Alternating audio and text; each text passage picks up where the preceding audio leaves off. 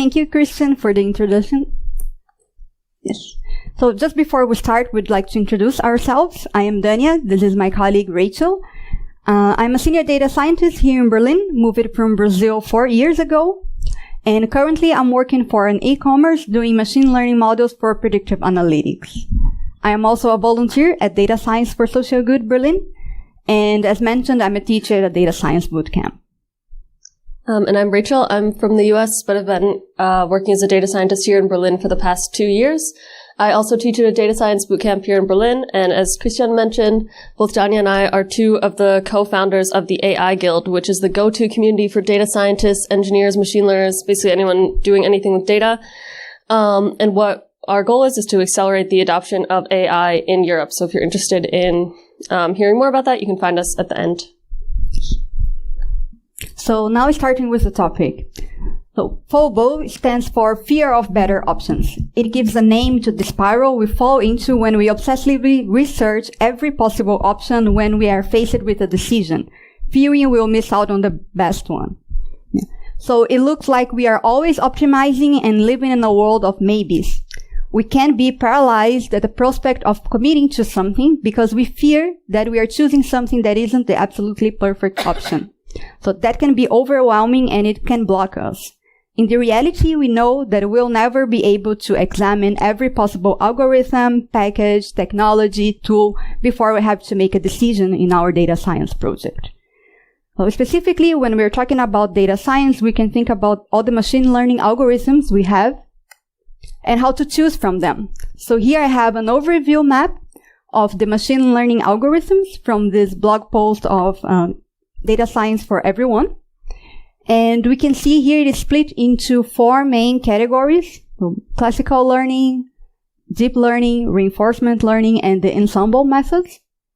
Some of them even have subcategories. For example, in classical learning, we have supervised and unsupervised learning. So it looks like it's a lot of options, a lot of choices to make.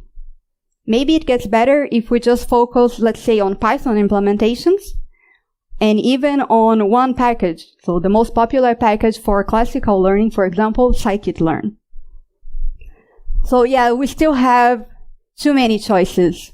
This is an interesting overview because it also tries to give us a path. So we have a start, and depending on the situation we are into, we can find what is the most appropriate for our case.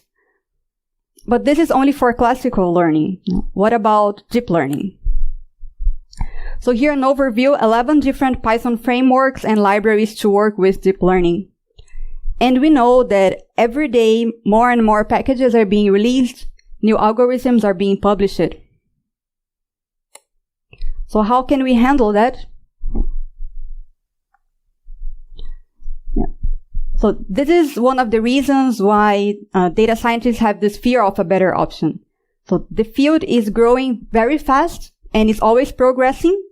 That means as data scientists, we will have some gaps in our knowledge base. Yes, it is uncomfortable to feel like you don't have all the answers. When you are new to the field, especially if you're fresh out of academia or from a research background, maybe you're focusing too much on the technology and on the theory, not on the application. Managers also focus on the hype, something that we saw on the previous presentation, instead of focusing on the applications and the implementations. So when you're new to the field, everything seems equally important or it seems better than what you know, just because it's new. And this is something that we have to watch out, for example, when we are interviewing or hiring. So we have a story we want to share.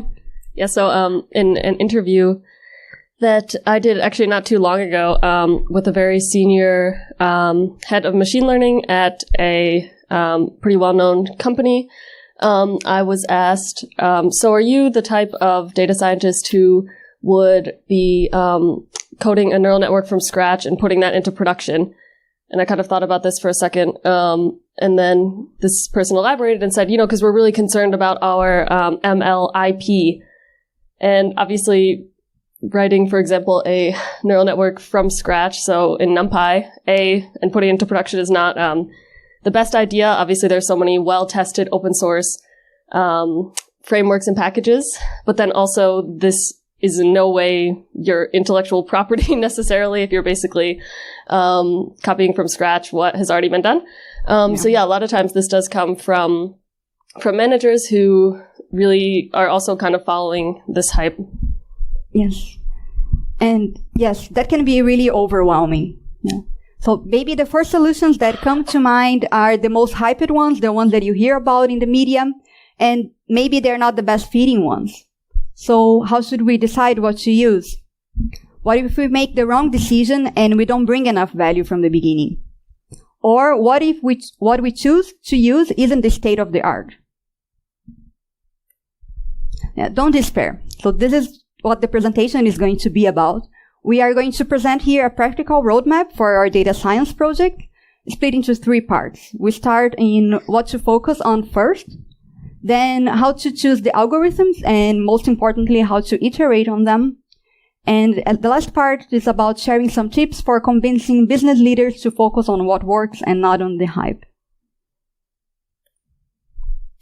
So what to focus on first? Maybe you have seen this already, the data science pyramid of needs.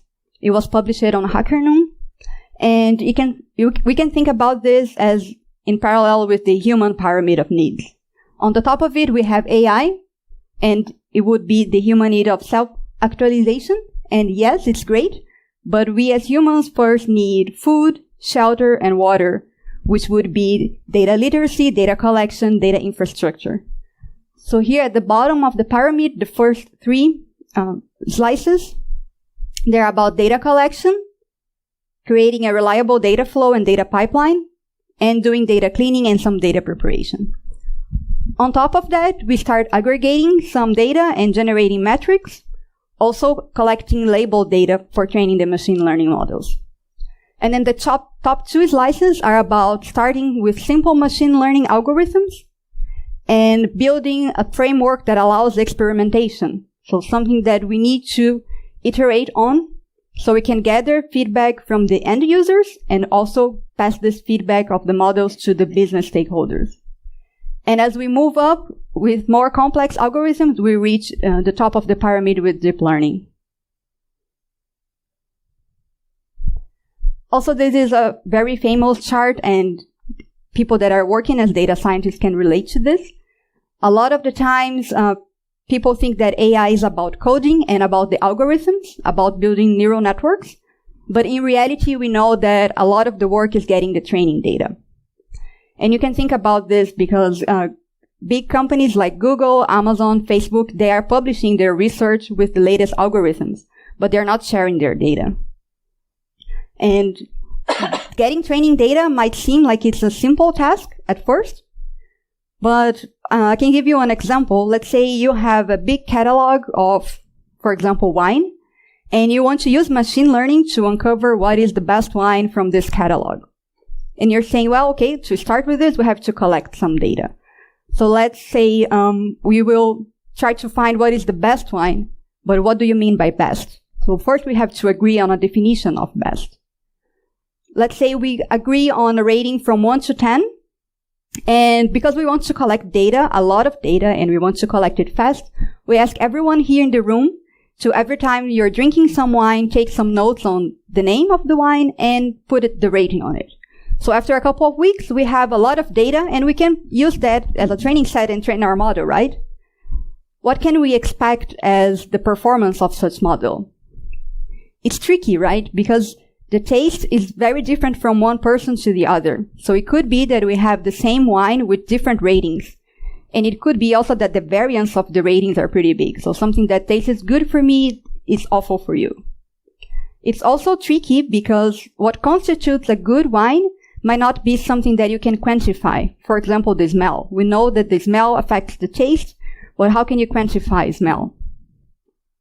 So that means a task that sounded simple in the beginning might need some iteration, and you might want to change your strategy. In this case, for example, instead of having one model, considering everything as one training set, maybe you want to have different models. Or maybe you want to take the ratings for the same wine and take the average of them. We just need to remember that the machine learning is only one part of the solution. So here there is this data science environment diagram, which was published by the Google researchers. We have 15 different components in data science, and machine learning is only one of them, and a small one. And it's one that cannot live up by itself, so it needs everything around it. We have to think about a data science solution as building a system end to end. Okay, cool. So now you know that you have to start by understanding the pyramid of needs and where you are, and also understanding where you want to achieve. And this is not done only with the data scientists. This should be done together with the business, so they understand what is the process that you are trying to optimize, or what is the problem you are trying to fix. We should also involve the data engineers or the software engineers in the process to understand what is the data looking like, where is this final solution going to live, and how it will work. Now that we know where we are and where we want to go, how to get there? What is the path looking like? We have to start choosing an algorithm, and it really helps when we think about the entire process as iterations. So taking almost all of the 15 components of the data science environment and organizing them in a sequence, we can think about two main loops. So we have the big loop, which is for the final solution, so where we're starting defining the goal and defining the metrics, defining what should be the minimal viable product. And then we start the development cycle, which contains the collection of data, data preparation, training the model, and evaluating the model. Once you run through this cycle of iterations, and you have a model that fits what you defined at first as a measure, then you can go for the deployment, start making the predictions, and you monitor your system together and analyze some insights. So the idea here is to really have this fail-fast attitude. So you want to debug, iterate, and experiment. This, instead of perfection, you should focus on iteration. Yeah. Have a good enough model to start with, and then ship it, get some feedback, improve on it, and repeat the cycle. The more you do it, the better it gets. It's the snowball effect. So you'll better understand the algorithms you're working with. You'll be better at anticipating how long it takes for you to finish your project. You'll be faster to spot low-hanging fruits for model improvement. If it's a new model, if it's on hyperparameter tuning, if it's on feature engineering. Also, it's easier to stay motivated after the first results that might be poor. But when you understand this is only the first cycle of iteration and you're doing a lot more, then you are improving. In the end, you are going to be able to solve bigger problems using machine learning. So when you're very first starting, so say like you have your use case, you're starting to model, one of the things that as data scientists we forget a lot of the time is to start with a lazy estimator. So this is something that that's not really going to give you a ton of predictive power, but it's really to set the baseline and figure out for all of your future modeling if that's actually an improvement on the lazy estimator. So for regression problems, this means always predicting the mean or the median. So that's what this is here. You have the actual target variable on the right, and then we're just predicting the mean. A lazy classifier is always predicting the most common class. One example could also be, for those of you who were at the talk just before this, when Alexander was talking about the typical Titanic problem that everyone knows. If you just predict that women always live and men always die, you get 80% accuracy. So then that helps you kind of figure out, okay, when you have 81%, if you hadn't done some type of lazy estimator like that, you might think, oh, 81% is pretty good. But if you're actually only getting 1% improvement over a lazy estimator, then that's actually not such a great improvement. And so any machine learning or any more significant model or more complicated model that you use should very significantly outperform this lazy estimation. Thanks. But then a lot of the times too, it can be difficult to know where to go as your next step. So actually modeling as a data scientist, there are a couple of good rules of thumb. For example, with binary classification problems, always starting with logistic regression. For regression problems, starting with a random forest is usually a good rule of thumb, but it's important to remember that there's no one model that works for every problem. But another really good rule of thumb is to not start with a neural network. Why? They take a very long time to actually train and tune. So when you're working with neural networks, you're not just tuning hyperparameters, you're also tuning architecture. And there's almost an infinite combination of architectures and hyperparameter combinations. And this just takes way too long. When you're coming from a place of fast iteration, failing fast, you want to just get something working that can be up and running really quickly. Another thing is that neural networks only really show their true power and their true success with a lot of properly labeled data. But this talk is definitely not anti-neural nets. Obviously, deep learning has made amazing strides and really improved a lot of use cases. But that's just the thing. It's very good for very specific use cases like image recognition, or again, when you have really a lot of data. But for the typical first modeling that you need to do, especially in a lot of company settings where maybe it's not a specifically AI-focused company, like a company that's really focused on autonomous driving, but rather, for example, an e-commerce company with a specific use case wanting to use machine learning, most of the time a neural network is not the place to start. Another thing that data scientists sometimes forget is to try ensembles of models, particularly also using different models or even if it's the same algorithm, so trained on slightly different data for different possible distributions within your data set. So a good example of this might be sales data that's drastically different on certain days of the year or week. So say, you're a retail store and you have drastically more sales on Saturdays and on holidays. Sometimes it can make sense to train a separate model just on those days.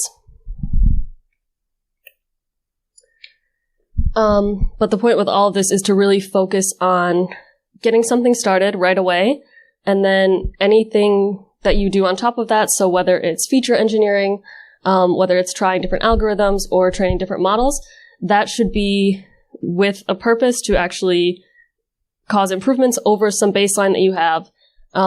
So it's really focusing on what is the output, why do we need another increase in accuracy, or what metric are we actually trying to improve, and why does the business need that, rather than focusing on the technology, like, oh, okay, I really want to do deep learning. So yeah, those slides were really about, as a data scientist, kind of cutting through the hype and knowing where to start when you have a use case. But there's kind of one level above this, which is how do you define that use case? So, like Dânia mentioned, when you have, a person coming from your company and saying, I want a model that predicts the best wine, then you kind of need to work with that person and say, okay, how are we going to define the best wine? So setting your expectation of what is the metric? Where is this actually going to be used? Because a lot of the time, most of the data scientists in the room will understand this feeling of a business person just coming and saying, I need a perfect model that predicts X. And then the first question should be, okay, but where is that prediction going to go? Who's going to use that? Is the customer going to see it? Is it an internal model for, say, the marketing team? Who's the end user? And then once you have that use case, then figuring out, okay, is this something we actually need machine learning for to start? Should we start maybe with just a rules-based approach? So once you have that use case, this is kind of a managerial side, something that's becoming more popular. So in a lot of companies, it's still the case that data science teams are very siloed. So you have all the data scientists sitting in one place. Sometimes they kind of work with one business person or something like that. But we're moving more toward this idea of execution teams. So this means that for a given use case, you build up a team of product owner, data scientists, data engineers, so data architects, that's people, again, working on every step of that hierarchy. UI designers, basically, you're really trying to integrate across the entire organization and make sure that it's something that's an end-to-end product. And something else that's really good for really focusing down on and deciding on a use case is this AI project canvas, So Dânia uses this in her company. I think it's a really great tool. So the square in the middle is highlighted because you always start with the value proposition. And then you can totally see how, when using this, something like show me the best wine really breaks down if you make that person say, okay, so what's the value proposition of that?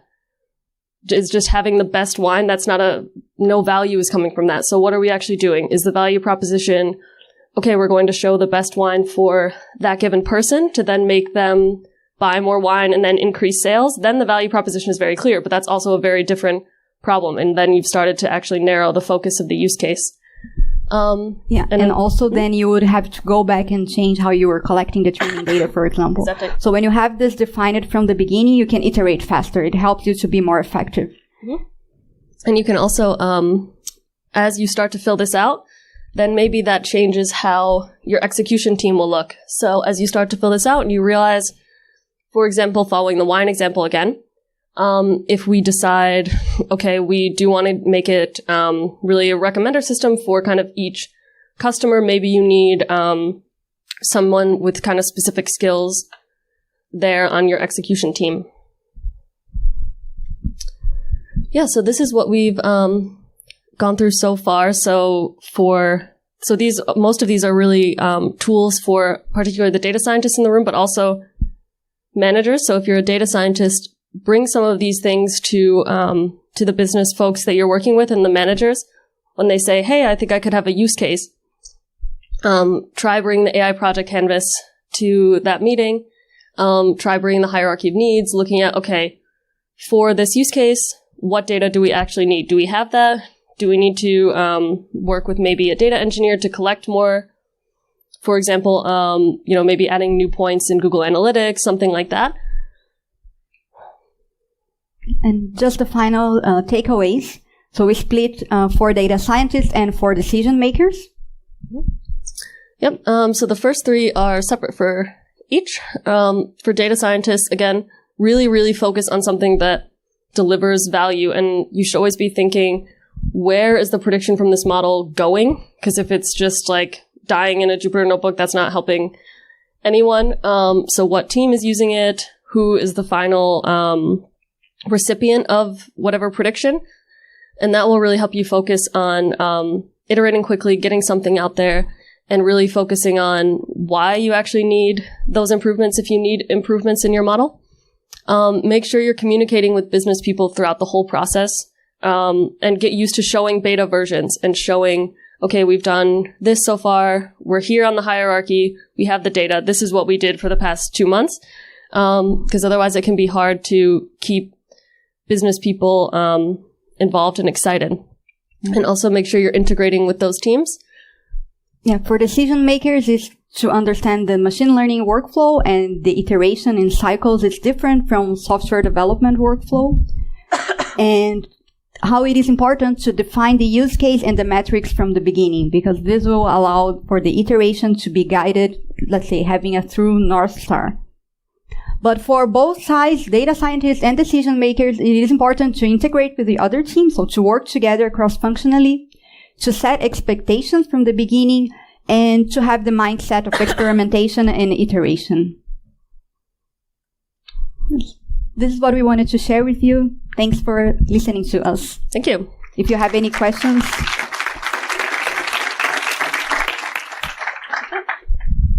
We have time for questions.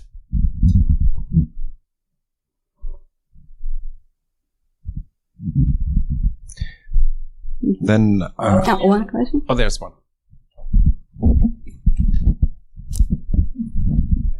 Thank you for your talk. It was quite interesting. I wanted to ask, let's imagine a situation when the company is not really data-driven and only the team of data scientists, it was just organized, and the executors, they don't really understand yet how they can define clearly what they need to predict.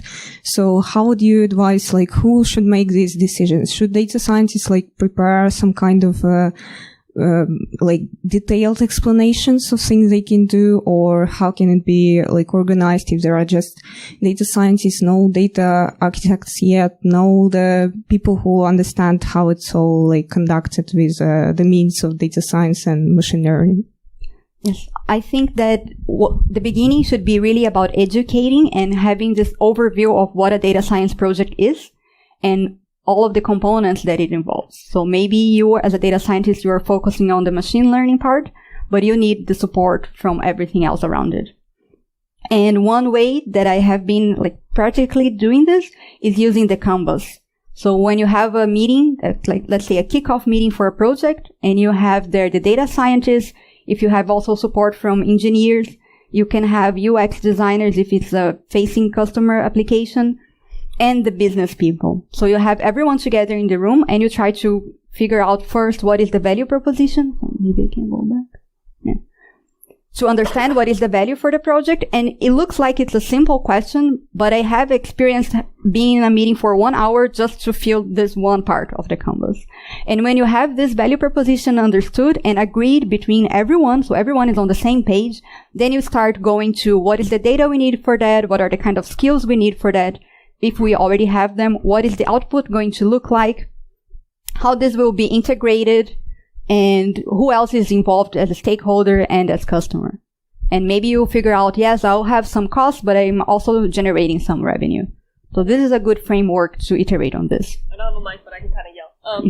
Yeah, I think this is a big thing, just showing this to a business leader, because a lot of the times they're not really involved. Like they just say, okay, data scientist here is what I want, go away and do it. And then this really encourages them to be involved and realize, like, what is this actually going to take? What do we actually want to get out of it? Yes, and because we never know what we are going to have before we look at the data. And we know that, we are clear on that. But maybe the expectation on the other side is not like that because they have never worked with data science before. So it's about understanding that we have to iterate. Maybe also on the business value we will iterate. But thanks for the great talk, first of all. I have one question. In the pyramid that you described, when you finally get to do the AI part, what is the what you produce, the artifact? Is it an analysis that allows people to make more informed decisions, or is it a product in the sense that gets integrated into a software and is supposed to run for a couple of years? you want to answer that? Yeah, kind of yell again. It really depends on your use case. So that's kind of the thing is why that's at the top, is because at that point, it should be something. Thank you. So yeah, just to reiterate with the mic, why it's at the top is because at that point, it should be something that you really need AI for, or deep learning for. So in that case, for example, it's really getting like that last, improvement in accuracy, on something that was already there, that's already out. So for example, with our wine prediction, there's already been something rolled out, maybe with a simpler model, but maybe it's just not getting that such a great increase in sales. And so then adding deep learning at that point would be to actually, get that X amount greater sales. So it's hard to say really like ahead of time for each use case until you're actually there, what it should be. Yes, and if I can add to the wine model example. So when you just get asked as a data scientist, you get asked, we want a machine learning model to predict the best wine. And you don't know what is the use of that model. So it could be that we are producing wines and we want to understand what are the attributes that constitute the best wine so we can produce that best wine ever. And for that, maybe you don't want to use deep learning because you can't really explain the results. But on the other hand, maybe you just want to have a really good personalized experience for your end customers, and you want to predict the best wine so they will buy the wine from you. Then it doesn't really matter how you can explain the model. It just matters that you get it right. So that's why also it's important to think about how it connects to business in the end. Of course, as with data scientists, we also want to work on the most accurate model possible. That is always the goal, but it's good to understand how it is going to connect in the end with the business. I have one more. Yeah. Do you have any recommendations if I want to raise the awareness or the understanding of this whole data field among the non-technical staff in my organization. Stuff like, there was this thing a couple of years ago that the government of Finland decided that we want to train 1% of the population in data literacy. And it's not happening in Germany at the moment, as most of you probably know. But we have to start somewhere. Where would you start? So there is a really good course online, free in Coursera called AI for Everyone from Andrew NG. So that is about explaining the basic terminology and what is AI capable of doing or machine learning capable of doing, what is not capable of doing, and try to demystify a little bit what we hear on the media about deep learning and AI taking over all the jobs. So that is a good start. I think too, for business people, and especially managers, the important thing is to really, start with what it can do for the business, and also to really not focus on a lot of buzzwords, because especially high-level managers do not want to feel stupid or like they don't know what's going on. So you really have to start with them of, okay, the business is already doing really well. Here's what, kind of help them feel comfy, and then say, okay, here's what use cases we could actually use, because then it feels so much more real. Yes, and building up on the presentation from before, it's also about building trust and communicating. So everyone is working together to have the best solution. It's not only the data scientists or not only the business partners.